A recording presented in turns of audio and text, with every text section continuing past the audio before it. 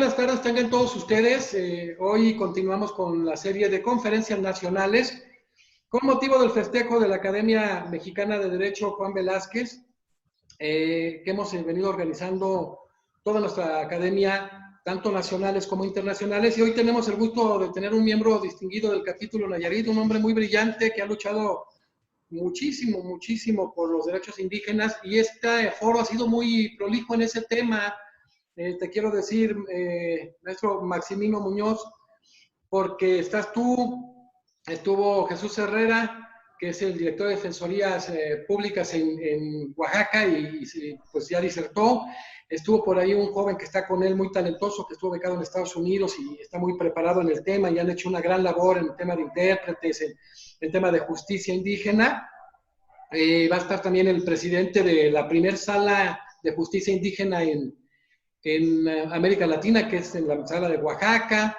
Estuvo mucha gente muy valiosa hablando de este tema. Tiquigua, que ya la conociste tú, una gran activista. Entonces, pues una visión tuya que has estado luchando por ello, has estado desde la misma función pública en varias vertientes y te felicitamos y nos felicitamos.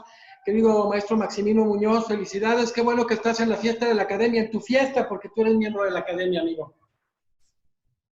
Muchas gracias, mi estimado.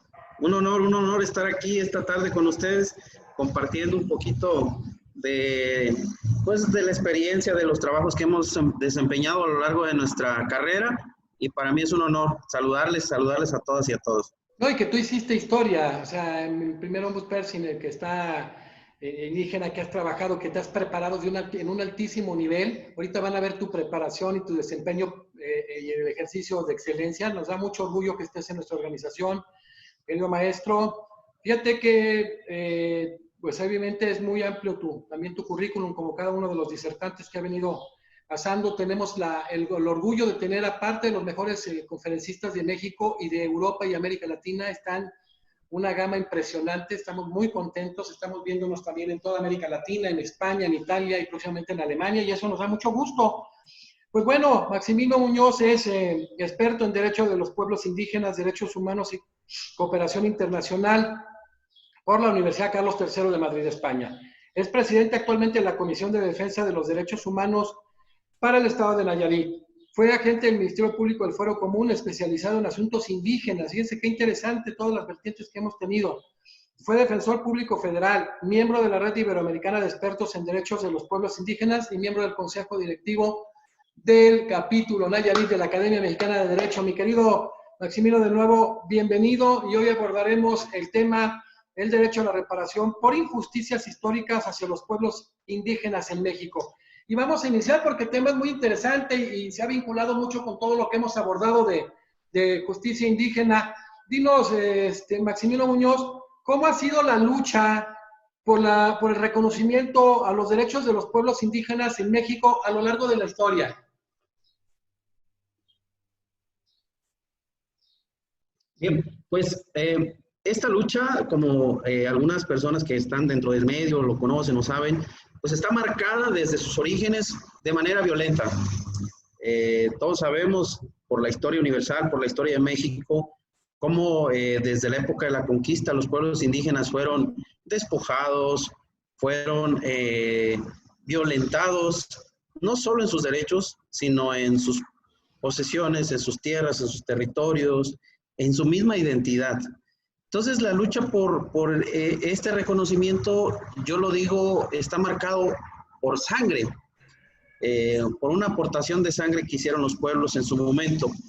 Y a lo largo de toda la historia de México nos hemos dado cuenta que la exclusión, la discriminación y la negación al ejercicio de libre derecho al desarrollo propio, pues ha sido no solo negado, sino no ha sido reconocido como tal. A los pueblos indígenas nada se les ha dado. Los pueblos indígenas han tenido que luchar para que estos derechos sean o estén establecidos en los instrumentos jurídicos, como en el caso de la Constitución Política, pero esta voz de reconocimiento de estos derechos ha venido desde fuera, desde el exterior también. Los pueblos indígenas, con la participación que se ha tenido a nivel internacional, se ha logrado o se lograron los primeros reconocimientos a través de estos convenios tan importantes en donde México ha sido parte desde los años 80, y hablo del convenio 169 de la OIT, uno antes, el 107, que también fue predecesor de este convenio. Bueno, pues dentro de todo esto, los pueblos, ha sido la lucha de los pueblos para que estos derechos se imprimieran en estos tratados, en estos convenios, perdón, y a su vez fueran, como lo es hoy, ley vigente en nuestro estado, en nuestro México. Este movimiento, el movimiento indígena en México, tiene varias etapas. La vemos desde una etapa en las épocas independentistas, donde los pueblos indígenas, después de la dependencia de España, de la Nueva España, se establecieron junto con la idea de formar una nación, donde, claro, los pueblos indígenas dentro de sus especificidades fueran reconocidos como tales. Esto no ocurrió porque cuando se constituyó el Estado como tal, pues los pueblos indígenas fueron olvidados, fueron de la misma manera excluidos en esa formación de Estado. Lo vemos desde las constituciones a las que México ha pasado, y más en específico lo podemos encontrar en la Constitución de 1917, donde los pueblos indígenas que reclamaban el derecho al reconocimiento de su territorialidad, estos, al final de cuentas, en el artículo 27 no fueron reconocidos, no fueron establecidos. Se reconoció, sí, una forma diversa de propiedad de la tierra, y hago este énfasis en cuanto a la tierra porque esa fue una de las principales luchas que hicieron los pueblos indígenas en su momento, que se les reconocieran parte de su territorio, de sus tierras. Entonces aquí se encasilló únicamente a lo que fueron el reconocimiento a los núcleos ejidales y en todo caso a las comunidades agrarias, dejando en fuera todo el concepto de tierra y territorialidad de los pueblos indígenas, que bueno, después de esta situación, pues se siguió no solo despojando a los pueblos indígenas de sus tierras o de sus recursos, sino que también se fue dejando a un lado el reconocimiento de sus derechos. Y no es hasta los movimientos posteriores, ya más recientes, en donde se hace este reconocimiento ya, como lo comenté, desde un ámbito internacional y posteriormente ya en la propia Constitución, en su momento en el artículo 4, hoy en el artículo 2, donde ya México hace el reconocimiento de los derechos de los pueblos indígenas, haciendo saber que somos descendientes de los primeros pobladores de estas tierras, haciéndolo ver con organización propia, con estructura propia, organización política, jurídica, etcétera, ¿no? Aquí es donde se abre por primera vez este reconocimiento de una manera amplia, pero como todos sabemos también eso trae un origen, el origen de la lucha que en su momento emprendió el Ejército Zapatista de Liberación Nacional con aquellos famosos acuerdos de San Andrés Larrainzán, donde se establecían elementos muy indispensables, donde se establecían derechos muy importantes, y que esos derechos al final, cuando se convierten, cuando se inscriben en la Constitución, pues se dejan de lado esos acuerdos de San Andrés, en donde, entre otras cosas, se reconocía un derecho que es muy importante, es el derecho a ser reconocidos como sujetos de derechos, y no como objetos, como se reconoció. Entonces, esto de una manera muy, muy rápida y muy general ha sido la lucha de los pueblos indígenas, que ha costado sangre, que ha costado el despojo, y sobre todo que ha venido a a dejar a los pueblos indígenas hasta en un segundo o tercer plano en el ejercicio hoy ya de esos derechos. Perfecto. Fíjate que también pasó por aquí Jorge Luis Velasco, también un hombre muy brillante que habló el tema de la justicia indígena, qué importante es, y ya tú avanzarás en esto porque te quiero preguntar, Maximino Muñoz, ¿qué derechos se han reconocido en México a lo largo de todo este último tiempo, de este tiempo, lo más cercano? ¿Qué ha pasado? ¿Ha evolucionado? ¿Ha mejorado el tema de reconocer estos derechos?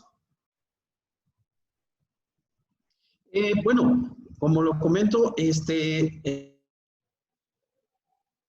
en el artículo 2 constitucional, al final de todas estas largas luchas de todo este tiempo, se reconoció a los pueblos indígenas el derecho a la libre determinación, que es uno de los principales derechos que se reclamaban, el que se dejara a los pueblos decidir sobre sus formas de organización interna, sobre sus formas de impartición de justicia, sobre sus formas de acceder a la justicia del Estado, entre otras cosas, son los derechos que en su momento se reconocieron y se establecieron en este apartado del artículo 2 constitucional.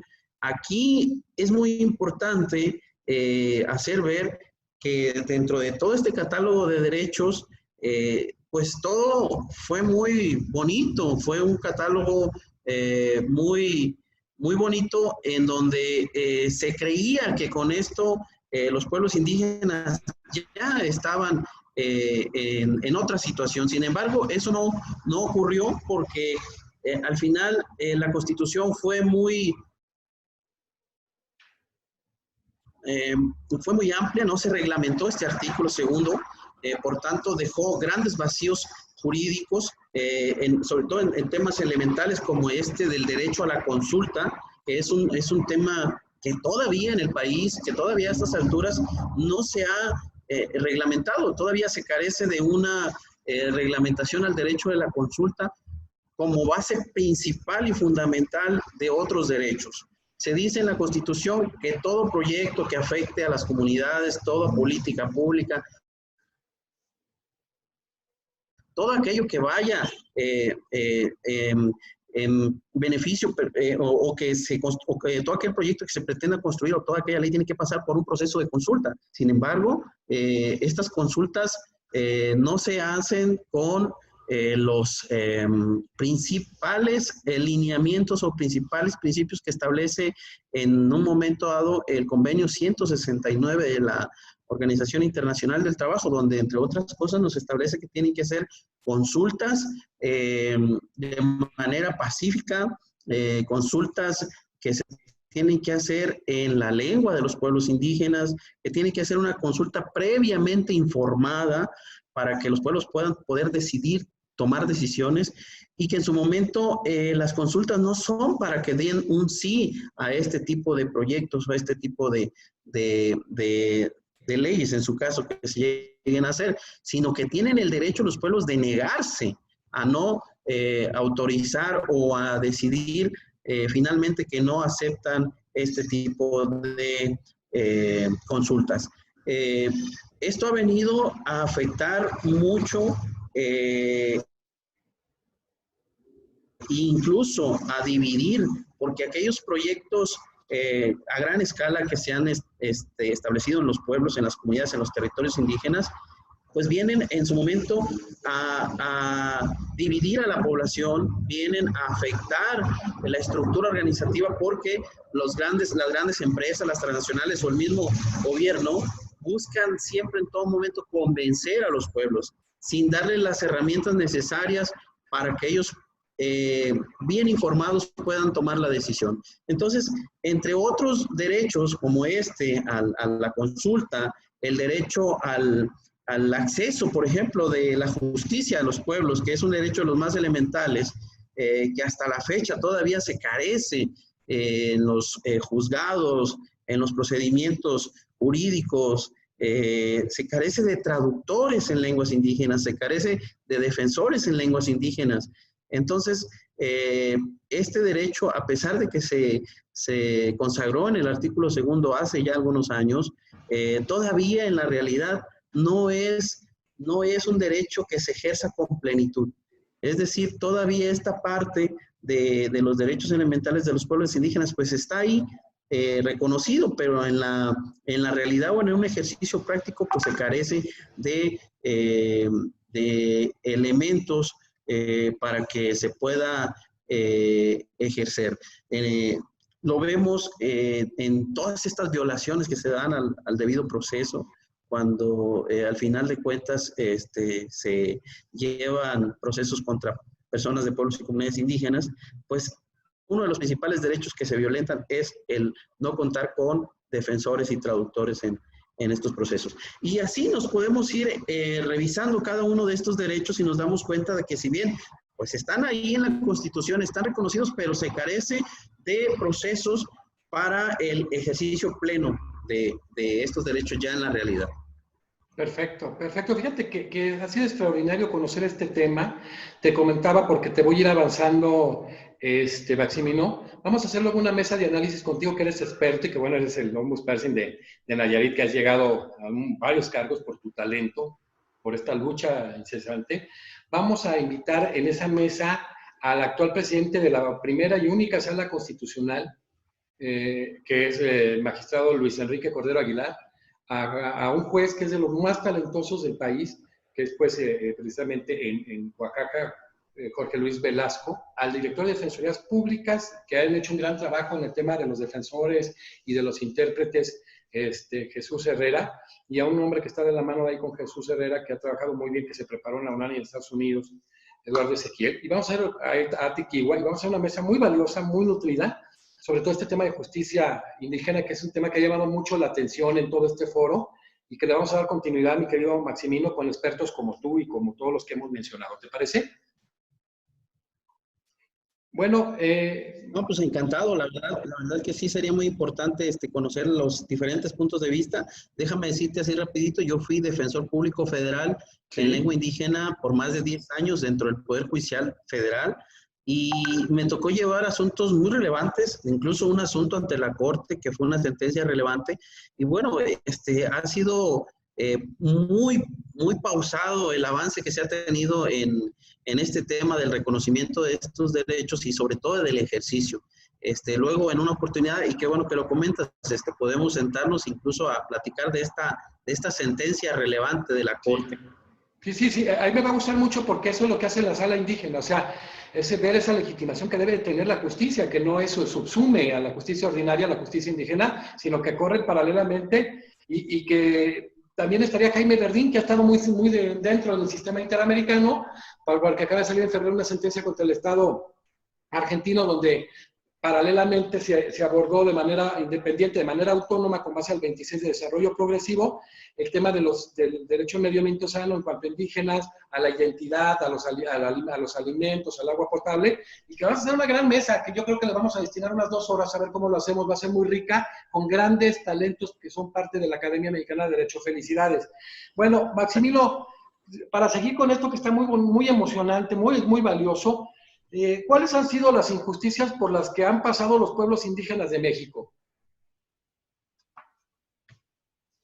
Bueno, uno de ellos, lo estaba comentando, es el despojo de las tierras y territorios, así como sus recursos naturales. He estado invitado en algunos eventos, sobre todo con la Secretaría de Gobernación el año pasado, donde se hacía un mapeo de México y donde se detectaban los puntos rojos de conflictos indígenas.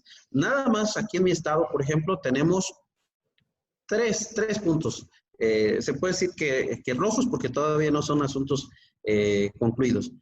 Uno que es el despojo de tierras, en el caso de Huirráricas, con grupos de ganaderos en los límites entre Jalisco y Nayarit. Este es un asunto muy importante que a la fecha no se ha resuelto, o más bien ya está resuelto, sin embargo no se ha ejecutado en su totalidad la restitución de las tierras. Estamos hablando más de 10,000 hectáreas.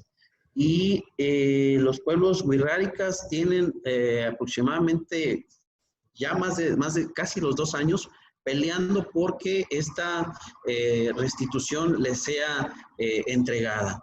Este es un caso de despojo donde los pueblos huirráricas llevan años peleando. Al final, hace un par de años ya ganaron el juicio. El Tribunal Agrario ya les dio la resolución final donde les da el gane a esta comunidad, a la comunidad de San Sebastián Toconohuaxtlán, pero a la fecha no se ha logrado ejecutar la totalidad de las sentencias porque hay una oposición de parte de los ganaderos en este caso, pero también el gobierno no ha puesto las condiciones para que se dé esta restitución completamente. Ese es un caso. Hay otro caso, en el caso de las mineras de los proyectos de extractivistas en la zona de Wirikuta, también el caso Wirráricas, otro conflicto donde se pretende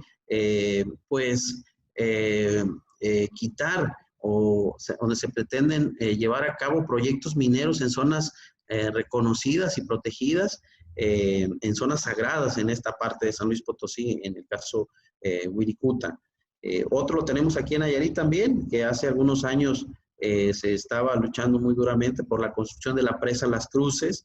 Este es un proyecto hidroeléctrico de la CFE que activistas y pueblos indígenas se opusieron y hasta ahorita el proyecto está parado, no está cancelado, está parado, pero sigue ahí todavía latente.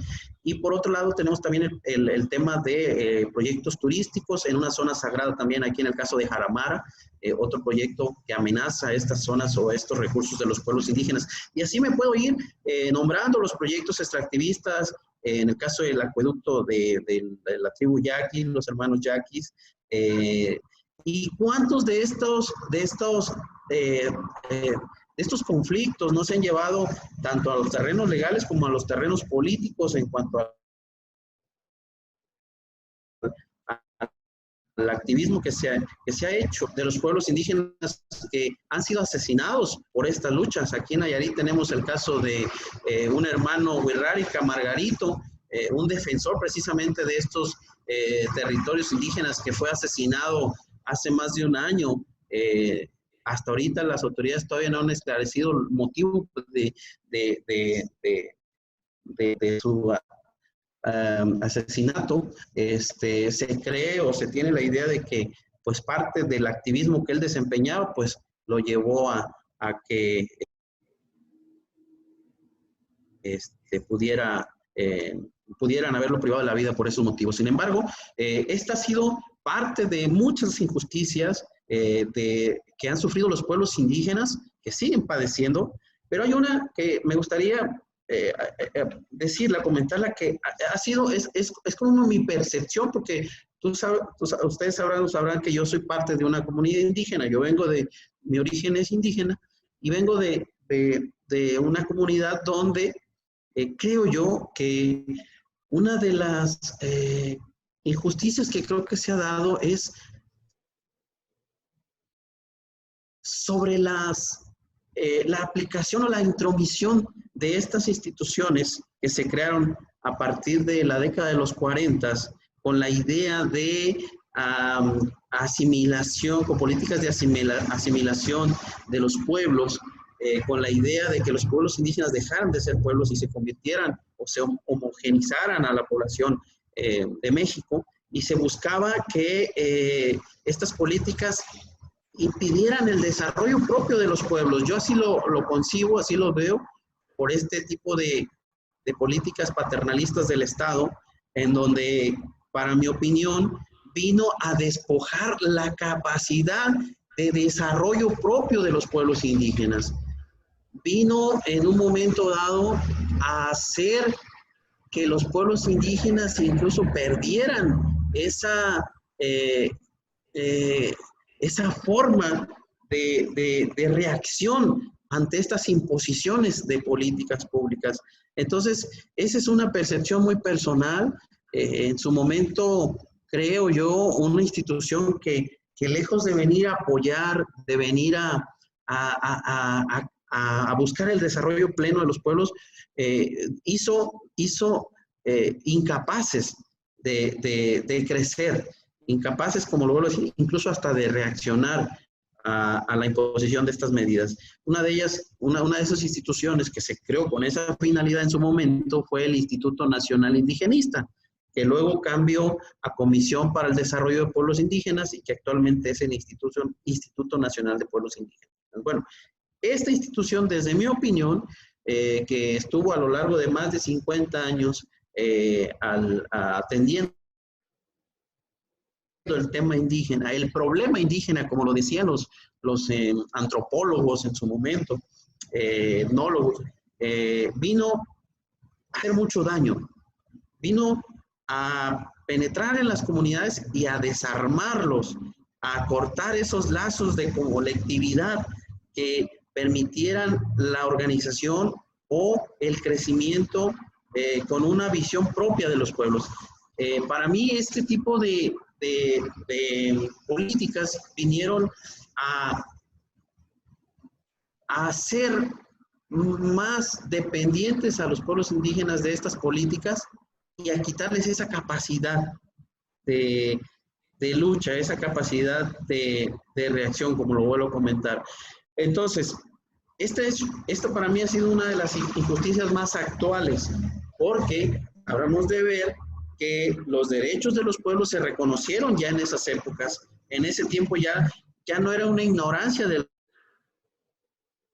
gobierno el que no se supiera que los pueblos indígenas tenían derecho a todo lo que ya comentamos anteriormente. Sin embargo, aún así se siguieron implementando este tipo de políticas que hoy algunos pueblos, no digo que todos, pero una gran mayoría, viven como pueblos dependientes de las políticas que les ofrece el Estado. Entonces, esa es una de las, creo yo, injusticias que más ha pegado en los pueblos y que, bueno, creo yo, tiene mucho que ver con el que hoy todavía se registren en estas comunidades altos índices de marginación, de pobreza y las bajas posibilidades de desarrollo. Esto lo mencionan desde las oficinas del Alto Comisionado de la ONU de los Derechos Humanos, en donde se ve hacia los pueblos indígenas, ¿no? Entonces, y esta situación continúa todavía, ¿no? Todavía pasa, se transmite de generación en generación. Vemos jóvenes que actualmente regresan, están dentro de este círculo porque no encuentran estas oportunidades de desarrollo. No hay escuelas, por ejemplo, en este caso ahorita actualmente el tema del COVID en los pueblos indígenas está pegando muy fuerte, porque si bien en las ciudades donde se están todo la tecnología al alcance, se tienen limitantes, ahora en los pueblos indígenas, pues más, los jóvenes que están en primaria, algunos en secundaria, pues prácticamente este año lo perdieron. Claro. Prácticamente ahorita están sufriendo esta situación del derecho a contar con una educación de calidad en sus comunidades. Entonces, este tipo de cosas ha hecho que los pueblos indígenas, lejos de crecer, sigan todavía manteniéndose en estos altos índices de pobreza y de posibilidades de no crecimiento. Sí, este tema de reparaciones, decían esta sentencia de Laca contra Argentina, se lo ordenó, aparte de todo lo que ya platicamos, y se verá en esa mesa de análisis, la distribución de más de 400,000 hectáreas. Entonces hay muchas cosas pendientes, y ahorita que nos hablaste tú de este panorama, imagínate todo del tema de educación, que es una obligación del Estado, y el tema de salud, para acercarles todo el tema de salud, está terrible, la verdad, pero bueno.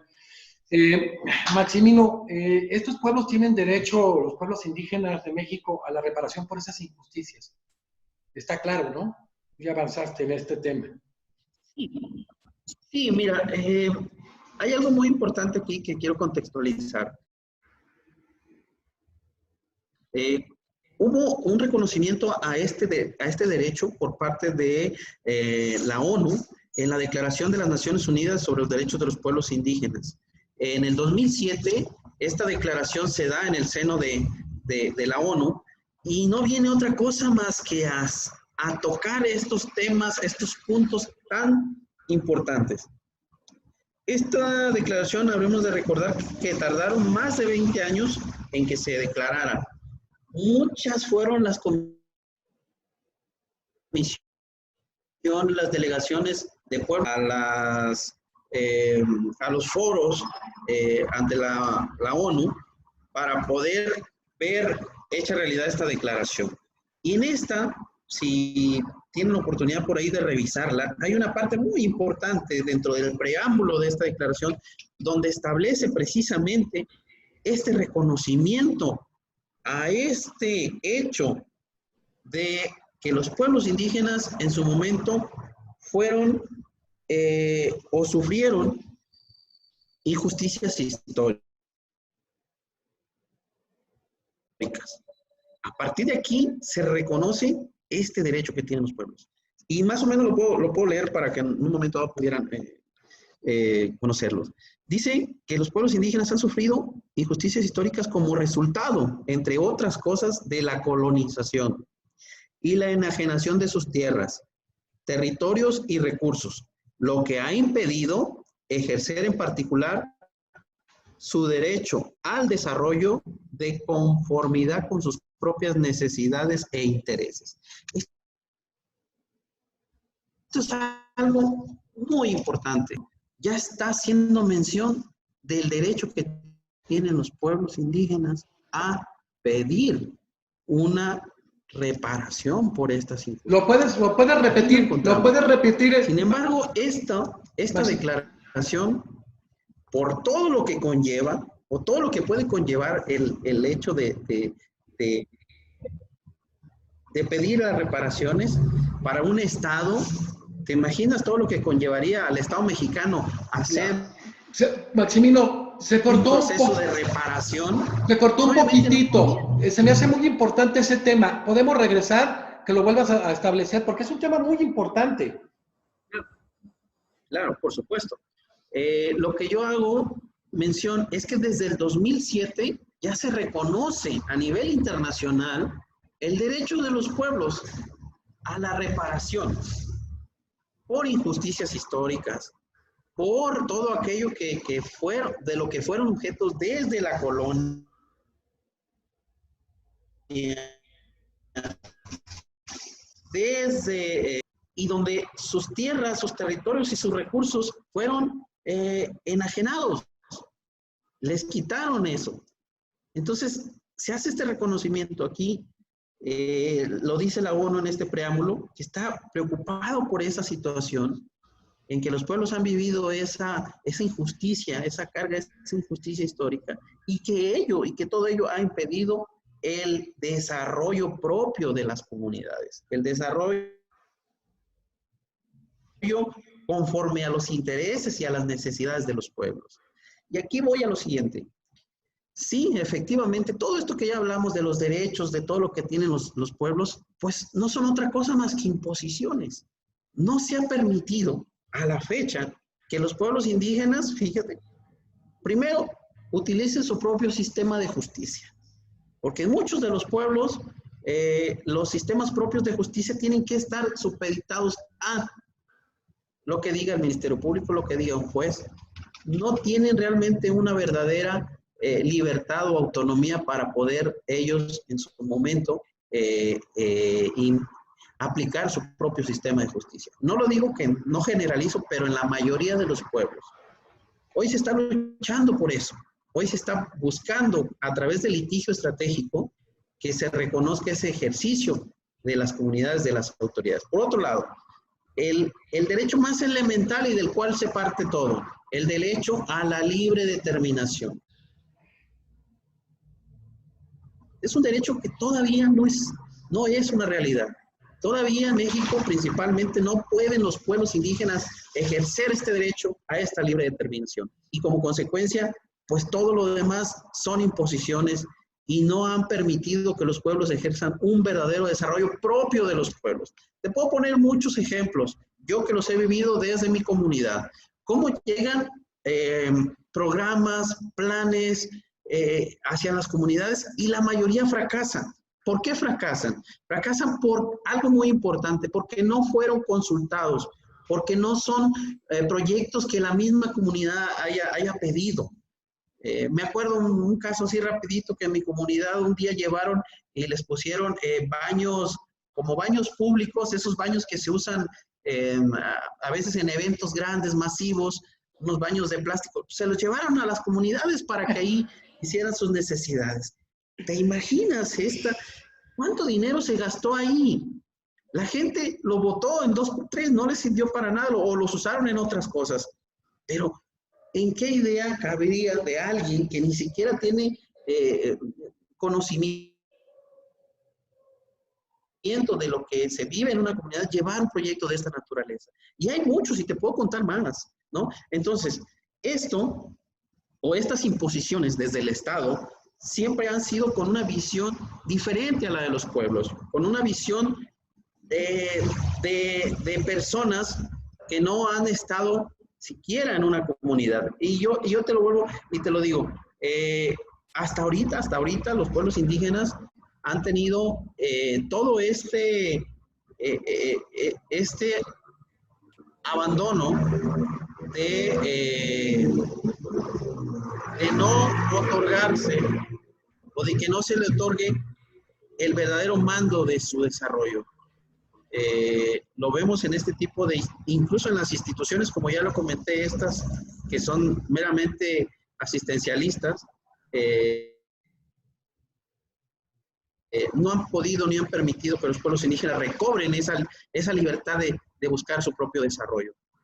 Esto es, como lo vuelvo a comentar, sí, tienen derecho los pueblos indígenas a pedir una reparación, pero ¿qué implicaría para esto? Nosotros que pues, tenemos una idea de los temas en el caso de las reparaciones, ¿qué implicaría para el gobierno federal, para los gobiernos de los estados, el que este derecho de los pueblos a la reparación por injusticias se hiciera realidad? Implicaría muchas cosas, ¿no? Y ahí, pues cabría decir, ¿qué se les tendría que reparar? ¿O a quiénes se les tendría que reparar esos derechos?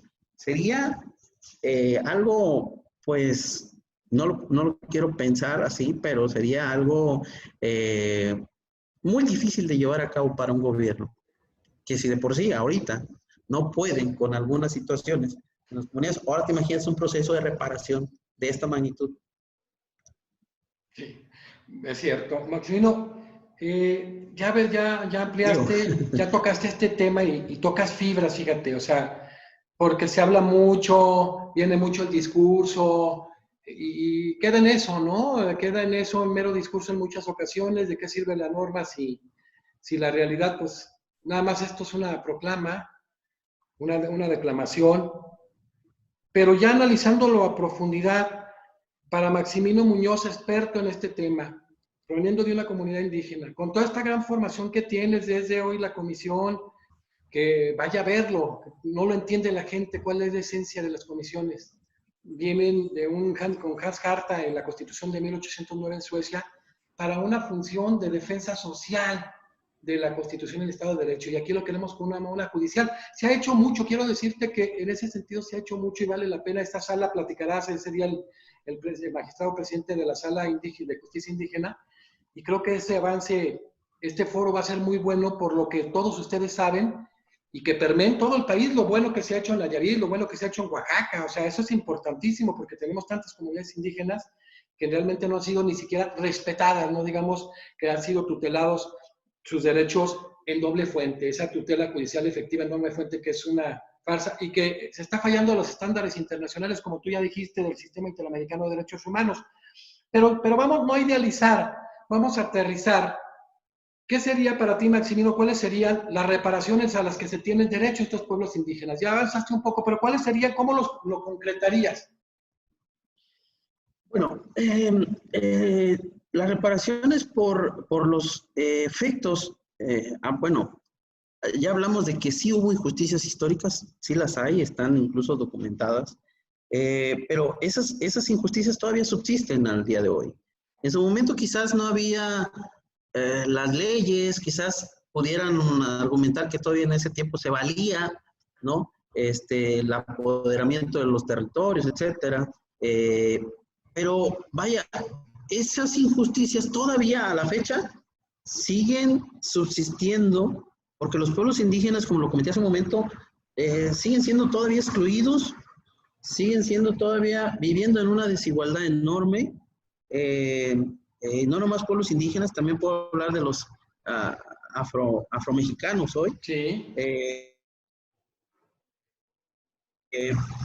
Y creo que para esto tiene que llevarse a cabo un proceso muy amplio, un proceso muy integral, que conlleve varios rubros, ¿no? Por un lado, un proceso político, de naturaleza política, donde se reconozca esa falta, donde sea un reconocimiento quizás público. Por otro lado, puede ser un reconocimiento jurídico, incluso un reconocimiento de carácter moral, no sé. Pueden caber varios supuestos a este proceso integrador. Voy a poner un ejemplo, y este tema, fíjate que me nació el interés, entre otras cosas, por un artículo que publica un gran amigo, un gran maestro, el maestro Felipe Gómez Isa, que lo estudié allá en la Universidad de Carlos III, y que también habla precisamente de que estas reparaciones tienen que verse desde diversas ópticas. Tienen que verse desde ver a quiénes se les tiene que reparar, en todo caso, quiénes son las víctimas o quiénes son los descendientes de las personas que en su momento dado fueron dañadas, quiénes son o qué tipo de impacto se tuvo, si hay un impacto socioeconómico por este tipo de injusticias, cómo se puede medir, qué estudios se puede llevar a cabo para ver si hay o si esto puede repercutir en un tema monetario, si se puede pagar, vaya. Y hay algunos ejemplos en el mundo en donde sí se han hecho. Y en su momento también algunos ejemplos de algunas reparaciones por injusticias en algunos temas más actuales. Me llama la atención un ejemplo de una reparación, pues se puede decir que actual, pero también que llevó un proceso muy largo. En el caso de Guatemala, un caso llamado de Sepur Zarco, las abuelas de Sepur Zarco, donde ellas reclamaron una injusticia que fueron ellas sometidas por unos temas ahí de la guerra en su momento, allá en Guatemala, y que al final de cuentas se les hizo justicia cuando encarcelaron a unos militares que abusaron de mujeres en su momento allá en el caso de Sepur Zarco en Guatemala. Me lleva a otro ejemplo de este tipo de reparaciones, el que se dio aquí hace poco sobre el caso Jacinta, lo han de recordar algunos, el caso Jacinta de las disculpas que hizo en su momento la Procuraduría General de la República a Jacinta, Alberta y Teresa, que fueron unas personas que estuvieron encarceladas injustamente y que se les recuerda mucho cuando una de ellas dijo que esto era una victoria hacia las mujeres que han sufrido ese tipo de encarcelamientos injustos. Y lo refirió con una frase, ¿no? Hasta que la dignidad se haga costumbre. Una frase que caló muy hondo y que, bueno, pues la recordamos. Este tipo de reparaciones, como lo comento, pues deben de ser procesos que vengan a reparar de manera integral, porque también, retomando un poco lo que comentaba el maestro Felipe Gómez, era de que había también un proceso ahí muy subjetivo, y esto me llamó mucho la atención, porque hablaba de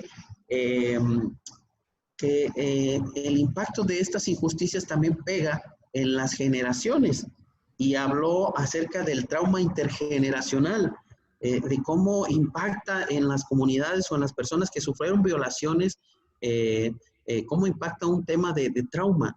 Y lo comento rapidito, por una cuestión muy personal. Cuando yo era muy pequeño, yo me crié con mi abuela materna, y mi abuela hablaba poco español. Yo me crié hasta los 12 años con ella. Y me acuerdo muy bien que ella, cuando llegaba una persona mestiza a la casa a buscar a mi abuelo, nos escondía y nos decía, escóndanse, ahí vienen los mestizos. Y nosotros corríamos a escondernos. Yo no me explicaba por qué. Entonces, a los años, al tiempo después, cuando yo salí del pueblo y bueno, me di cuenta de que mi abuela traía un trauma intergeneracional. Ella fue violentada, había sido violentada en su momento y, y buscaba la forma ella de protegernos. Entonces, este trauma del que se habla, del trauma intergeneracional, también, según se ha analizado por parte de estudiosos, sobre todo en temas de psicología, que sí se heredan, que son traumas que pueden venir de un pasado y que los pueblos indígenas pudieron haber sido transmisores de ese trauma hacia las nuevas generaciones. Y una situación también que yo me he puesto a analizar es que cuando tú vas a una comunidad indígena, por lo regular, incluso se da mucho en las más apartadas, difícilmente cuando entablas una relación con alguien de la comunidad, difícilmente alguien te ve a los ojos, alguien te puede sostener una plática viéndote a los ojos, una mirada. Y más cuando se trata de alguien que no es de la comunidad, alguien que es fuera de la comunidad. Desde ahí se ponen en una posición diferente. Entonces creo yo que tiene mucho que ver todo este contexto de este tipo de injusticias del pasado que todavía se repercuten en el presente, que subsisten hasta el día de hoy y que para ello se tiene que llevar un proceso integral de reparación puede ser desde disculpas públicas, pueden ser reparaciones económicas, pueden ser incluso, en este caso, por ejemplo, las restituciones, que deben de ser una parte, un procedimiento de reparación, entre otras condiciones que de acuerdo a cada contexto y a cada caso se pudiera dar, desde mi opinión. Para cerrar, Maximino, tú dime, dentro del tema de la regulación de los derechos, hay 3 elementos, una trilogía básica, que es la normatividad, que es las políticas públicas y el presupuesto. ¿Tú dirías que en este tema tan importante y que se ha hablado tanto y que se ha hablado de reivindicación y que realmente hay un déficit en esos temas, en normatividad, hablamos de la Constitución, en políticas públicas, realmente políticas públicas de gran incidencia, y en presupuesto? Sí, por supuesto. Creo que en el tema, por ejemplo, de la legislación, pues ahorita, en este momento ya no se debaten los temas en que si somos o no, o tenemos o no derecho, ya están en la Constitución, están reconocidos. Ahora lo que falta es los mecanismos para acceder, para el acceso pleno de esos derechos. Es decir, si yo requiero ejercer mi derecho a hablar en mi lengua, pues el Estado me debe proporcionar todo el mecanismo del Estado para poder yo hacerlo en el momento que sea y donde sea. Que pueda ir al centro de salud a hablar en mi lengua y que me atiendan en mi lengua. Que puedo ir a un juzgado, que pueda incluso ir a algún área recreativa, ¿no? Que tenga derecho a leer libros de texto en mi lengua, etcétera. Ese es, o sea, los mecanismos, ¿cómo ejerzo un derecho? El derecho, por ejemplo, a tener representantes indígenas en el tema electoral. ¿Cómo ejerzo esto? A través de lo que hemos conocido, se han ganado juicios, pero a través de litigio estratégico, como el caso de Cherán, en el caso de algunos otros pueblos indígenas, donde ellos han peleado para que se les reconozca esta forma de elección, de acuerdo a sus usos y costumbres, a sus autoridades propias. Pues bueno, en muchos pueblos todavía no está reconocido este derecho. El tema, por ejemplo, de la consulta, sí, se establece en la Constitución que los pueblos deben de ser consultados, pero ¿cómo? ¿Bajo qué parámetros? ¿De qué manera? No hay una ley de consulta hasta ahorita. Está en puerta en Oaxaca, en la legislación, en el Congreso de Oaxaca, una ley de consulta próxima, esperemos, a llevarse a cabo, y esto se llevó a cabo bajo precisamente un tema de litigio estratégico. Bueno, en el tema ese de lo jurídico, creo que ahorita lo que importa es que se creen estos mecanismos para poder ejercer plenamente los derechos. Por otro lado, en el tema me comentaba en el tema de los presupuestos, pues si vemos una de las instituciones que en su momento se hizo cargo de la política indígena, que es la Comisión de Pueblos Indígenas, hoy INPI, pues le recortaron el presupuesto enormemente. ahorita se está sufriendo mucho por las casas de asistencia hacia mujeres. Las casas de asistencia a mujeres que eran unas áreas donde las mujeres violentadas que sufrían violencia, se les daba una atención, se les daba un acompañamiento. Hoy nos sufrieron un recorte enorme. Entonces ahí está esa parte, ¿no? De que el tema económico sí afecta enormemente al desarrollo de los pueblos, en este caso incluso al ejercicio de los derechos. Y por otro lado, la última presentación que me decía es acerca a ver, no la escuché muy bien, de las políticas. Sí, el tema de las políticas públicas, realmente en esta trilogía para la regulación de los derechos, pues ya viste el déficit normativo que puede haber en presupuestario, las políticas que se hagan a nivel nacional, de generar este respeto, independientemente el tema de generar realmente esa independencia de la justicia ordinaria y la justicia indígena, todas estas cuestiones.